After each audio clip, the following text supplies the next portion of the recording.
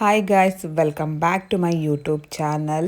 ಎಲ್ಲರೂ ಆರಾಮಾಗಿ ಸೇಫಾಗಿದ್ರ ಅಂತ ಭಾವಿಸ್ತೀನಿ. ನಾನು ಕೂಡ ಆರಾಮಾಗಿ ಸೇಫಾಗಿ ಇದ್ದೀನಿ.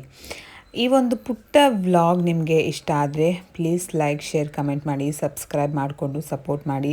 ಪ್ಲೀಸ್ ವಿಡಿಯೋ ನೋಡ್ತಾ ಇರೋರು ಸಬ್ಸ್ಕ್ರೈಬ್ ಮಾಡಿಕೊಂಡು ವೀಡಿಯೋಸ್ನ ನೋಡಿ ನನಗೂ ಒಂದು ಸಪೋರ್ಟ್ ಸಿಕ್ಕಂಗಾಗುತ್ತೆ. ಮತ್ತು ಇವತ್ತಿನ ಒಂದು ವ್ಲಾಗ್ ಒಂದು ನಾರ್ಮಲ್ ರ್ಯಾಂಡಮ್ ವ್ಲಾಗ್ ಆಗಿರುತ್ತೆ. ನನ್ನ ಒಂದು ರೊಟೀನ್ ಏನಿದೆ ಅದು ನಾರ್ಮಲಾಗಿ ಇರುತ್ತೆ. ಸೊ ಇವಾಗ ಈ ಒಂದು ಪ್ರೆಗ್ನೆಂಟ್ ಇರುವ ಟೈಮಲ್ಲಿ ತುಂಬಾ ಕಾಲು ಊತ ಬರುತ್ತೆ. ಮತ್ತು ಕೆಲವೊಬ್ರಿಗೆ ಏನಾಗುತ್ತೆ, ಬಾಡಿಯಲ್ಲಿ ಹಾರ್ಮೋನ್ಸ್ಗಳು ಚೇಂಜ್ ಆದಾಗ ಕಡಿತ ಬರುತ್ತೆ ತುಂಬಾ. ಆ ಥರ ಇರಬೇಕಾದ್ರೆ ನಾವೇನು ಮಾಡಬೇಕು ಅಂದರೆ, ಆದಷ್ಟು ಈ ಕೋಕೋನಟ್ ಆಯಿಲ್ ಆಗಿರಲಿ, ಬಾದಾಮ್ ಆಯಿಲ್ ಆಗಿರಲಿ, ಇಲ್ಲಾಂದರೆ ಯಾವ್ದಾದ್ರು ವ್ಯಾಸ್ಲಿನ್ ಆಗಿರಲಿ, ಇಲ್ಲಾಂದರೆ ಯಾವ್ದಾದ್ರು ಒಂದು ನಾವು ಯೂಸ್ ಮಾಡುವಂತಹ ಒಂದು ಮಾಯ್ಶ್ಚರೈಸರ್ ಆಗಿರಲಿ, ಈ ಥರ ನಾವು ಅಪ್ಲೈ ಮಾಡ್ಕೊಳ್ಳೋದ್ರಿಂದ ಆದಷ್ಟು ಮಟ್ಟಿಗೆ ನಮಗೆ ಕಡಿತನ ನಾವು ಕಡಿಮೆನ ಮಾಡ್ಬೋದು. ಯಾಕಂದರೆ ಕಡಿತ ಬಂದ ಮೇಲೆ ಒಂಚೂರು ಸ್ಟಾರ್ಟ್ ಆದಾಗಲೇ ನಾವು ಇದನ್ನು ಯೂಸ್ ಮಾಡೋಕ್ಕೆ ಸ್ಟಾರ್ಟ್ ಮಾಡಿದ್ರೆ ನಮಗೆ ಅದು ಬರೋದಕ್ಕೆ ಸ್ಟಾರ್ಟ್ ಆಗೋದಿಲ್ಲ, ಕಡಿಮೆ ಆಗ್ತಾ ಬರುತ್ತೆ. ಒಂದು ಸಲ ನಾವು ಕೈ ಹಾಕಿದ್ಮೇಲೆ ಕೆರೆದ್ರಂತೂ ನಿಜವಾಗ್ಲೂ ಅದರಷ್ಟು ನೆಕ್ಸ್ಟ್ ಬ್ಯಾಡ್ ರಿಸಲ್ಟು ಸಿಗುತ್ತೆ. ಆಮೇಲೆ ಮತ್ತೆ ಅದು ಮಾರ್ಕೆಲ್ಲ ಹೋಗೋದಕ್ಕೂ ತುಂಬಾ ಲೇಟ್ ಆಗುತ್ತೆ. ಸೊ ಅದರಿಂದ ನಾನಂತೂ ಕೋಕೋನಟ್ ಆಯಿಲು, ಇಲ್ಲಾಂದರೆ ಬಾದಾಮ್ ಆಯಿಲು, ಇಲ್ಲಾಂದರೆ ಯಾವುದಾದ್ರು ಒಂದು ಮಾಯ್ಶ್ಚರೈಸರ್ ಆಗಿರಲಿ, ಈ ಥರ ವ್ಯಾಸ್ಲಿನ್ ಆಗಿರಲಿ, ಆದಷ್ಟು ನಾನು ಆಚೆ ಹೋಗದೇ ಇರೋ ಕಾರಣ ಅಪ್ಲೈ ಮಾಡಿಕೊಂಡು ಮನೇಲಿರ್ತೀನಿ. ಸಪೋಸ್ ಏನಾದರೂ ಆಚೆ ಹೋದಾಗ ವಿಡಿಯೋದಲ್ಲಿ ನಾನು ಜುಡಿಯೋ ಶಾಪಿಂಗ್ ಅಂತ ಹೋಗಿದ್ದೆ. ಅಲ್ಲಿ ಒಂದು ಸ್ವಲ್ಪ ಬಟ್ಟೆನ ತೊಗೊಂಡು ಬಂದಿದ್ವಿ. ಅದನ್ನು ನಾನು ತೋರ್ಸೋಕ್ಕಾಗಿರಲಿಲ್ಲ, ಇವಾಗ ತೋರಿಸ್ತಾ ಇದ್ದೀನಿ. ಇದು ಫೋಟೋಶೂಟ್ಗಂತ ತೊಗೊಂಡಿರೋದು. ಇನ್ನೂ ತೊಗೊಳೋದಿದೆ ಮತ್ತು ಆರ್ಡ್ರ್ ಕೂಡ ಮಾಡಿದ್ದೀನಿ. ಅದು ಯಾವುದು ಇನ್ನೂ ಬಂದಿಲ್ಲ. ಇದೊಂದು ಬಟ್ಟೆ ತೊಗೊಂಡಿದ್ದೀನಿ.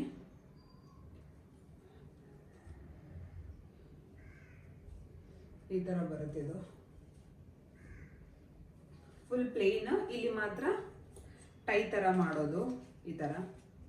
ಸೊ ಇದನ್ನು ನಾನು ಯಾವ ಥರ ಸ್ಟೈಲ್ ಮಾಡ್ತೀನಿ ಅನ್ನೋದನ್ನು ಫೋಟೋಶೂಟ್ ಡೇಲಿ ನಾನು ವ್ಲಾಗ್ನ ಮಾಡ್ಕೊತೀನಲ್ಲ ಆವಾಗ ನಾನು ತೋರಿಸ್ತೀನಿ. ಮತ್ತು ಅದೊಂದು ತೊಗೊಂಡೆ, ಮತ್ತು ಇದೊಂದು ಬಟ್ಟೆ ತೊಗೊಂಡೆ. ಇದನ್ನು ಆಲ್ರೆಡಿ ನಾನು ಪಿಕ್ಚರ್ ಹಾಕಿದ್ದೆ. ತುಂಬಾ ಚೆನ್ನಾಗಿದೆ. ಇದು ಜಸ್ಟ್ ಇದು $299 ಏನೋ ಆಫರಲ್ಲಿತ್ತು.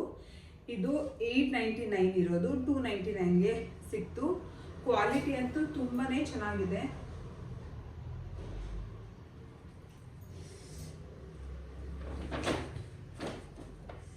ಆಮೇಲೆ ನಮ್ಮ ಮನೆಯವರು ಒಂದು 3 ಶರ್ಟ್ ತಗೊಂಡ್ರು. ಇದು ಒಂದು ವೈಟ್ ಇದೆಯಲ್ಲ, ಅದಕ್ಕೆ ಇದು ಮ್ಯಾಚ್ ಮಾಡೋದಕ್ಕೆ.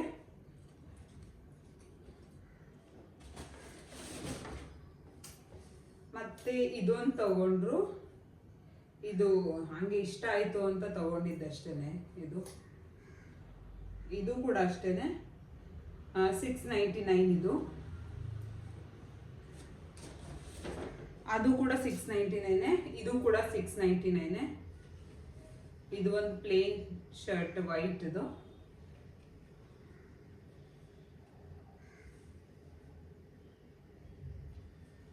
ಮತ್ತೆ ಇನ್ನೊಂದು ಆನ್ಲೈನಲ್ಲಿ ಆರ್ಡರ್ ಮಾಡ್ಕೊಂಡಿದ್ದೆ ಡ್ರೆಸ್. ಅದು ಸ್ವಲ್ಪ ಫಿಟ್ಟಿಂಗ್ ಕರೆಕ್ಟಾಗಿ ಬಂದಿಲ್ಲ ಅಂತ ಎಕ್ಸ್ಚೇಂಜ್ ಮಾಡಬೇಕು.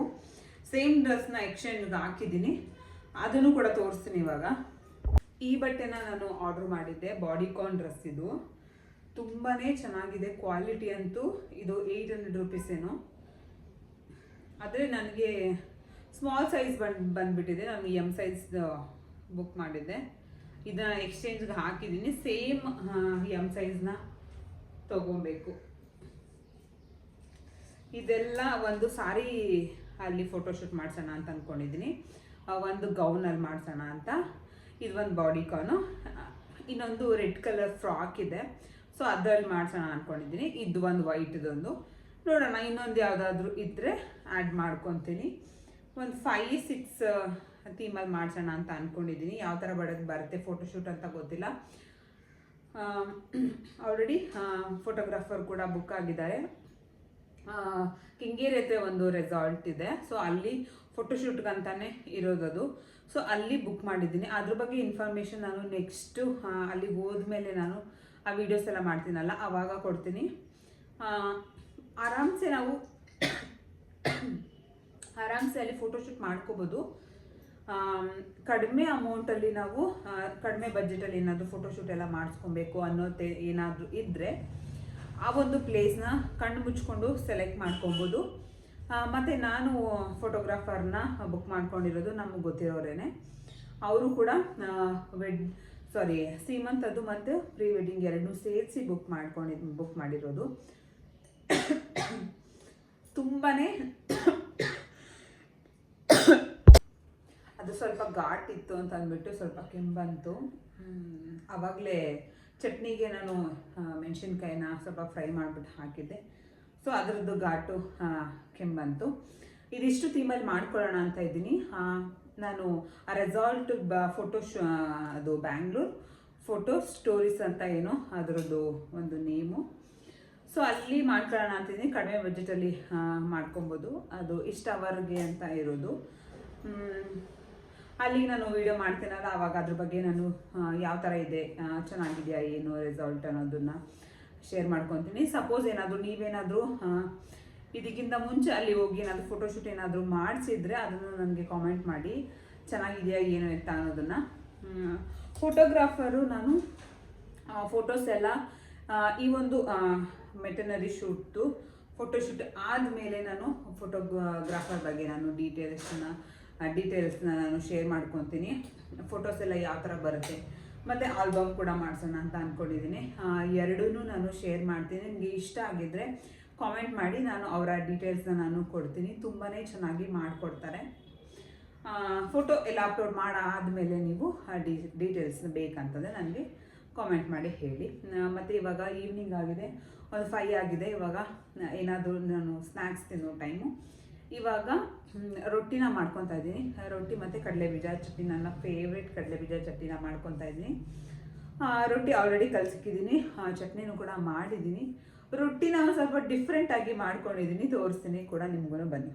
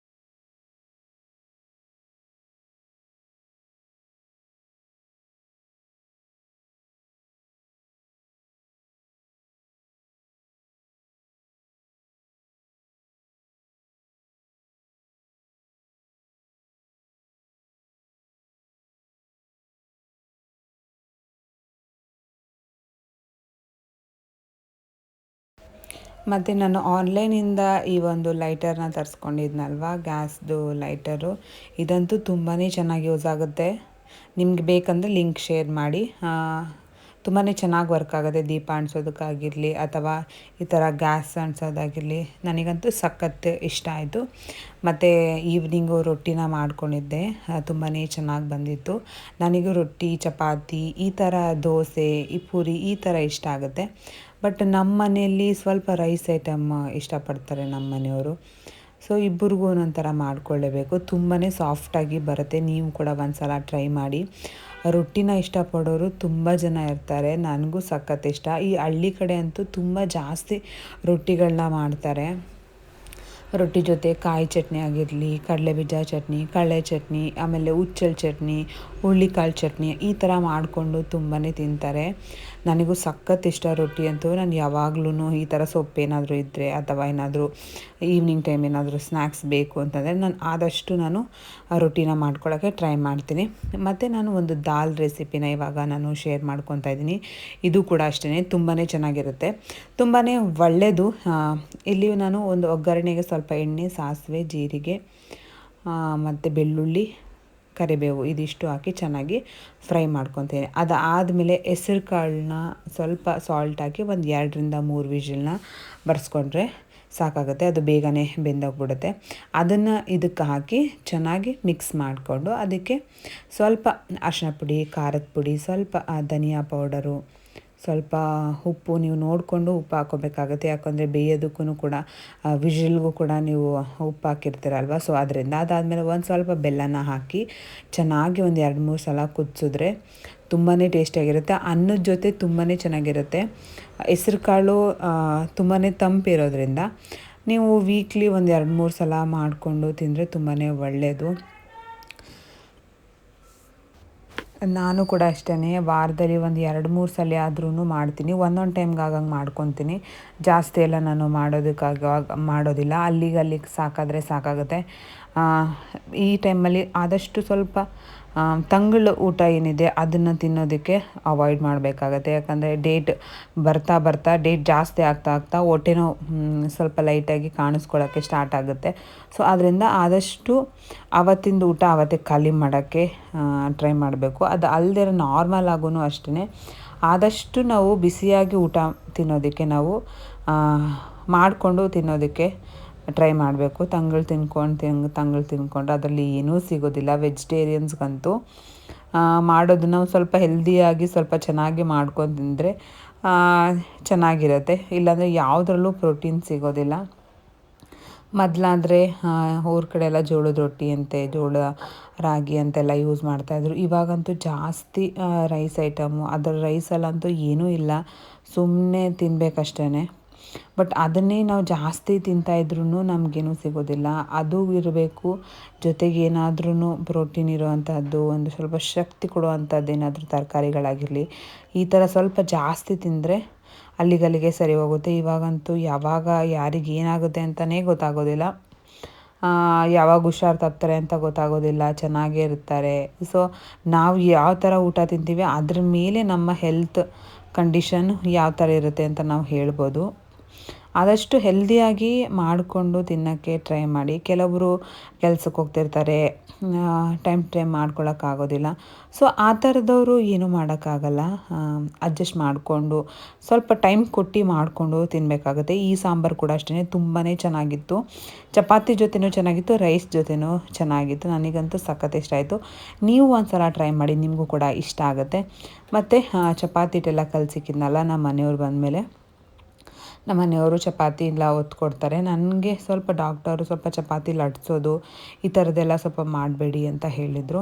ಸೊ ಆದ್ದರಿಂದ ಇವಾಗಂತೂ ಯಾವಾಗ ಚಪಾತಿ ಮಾಡಿದ್ರು ಅವ್ರು ಬಂದಮೇಲೆ ನಾನು ಬೇಯಿಸ್ತೀನಲ್ವ. ಸೊ ಅದರಿಂದ ಅವ್ರು ಬಂದಮೇಲೆ ಅವರು ಚಪಾತಿನ ಬೇಯಿಸ್ಕೊಡ್ತಾರೆ, ಚಪಾತಿ ಒತ್ಕೊಡ್ತಾರೆ, ನಾನು ಬೇಯಿಸ್ತೀನಿ. ಒಂದಷ್ಟೊತ್ತು ಅವರು ಎಲ್ಲ ಕ್ಲೀನ್ ಮಾಡ್ಕೊತಾರೆ, ಇಲ್ಲಾಂದರೆ ಒಂದೊಂದ್ಸಲ ನಾನೇ ಕ್ಲೀನ್ ಮಾಡ್ಕೊತೀನಿ. ಯಾರ ಮನೆಗಳಲ್ಲಿ ಈ ಥರ ಮಾಡ್ತೀರಾ ಕಾಮೆಂಟ್ ಮಾಡಿ. ನಮ್ಮ ಮನೇಲೂ ಸಮ್ಟೈಮ್ಸ್ ಮಾಡಲೇಬೇಕಾಗತ್ತೆ, ಮಾಡೋಕ್ಕಾಗಲ್ಲ ಅಂತ ಹೇಳೋಕ್ಕಾಗಲ್ಲ.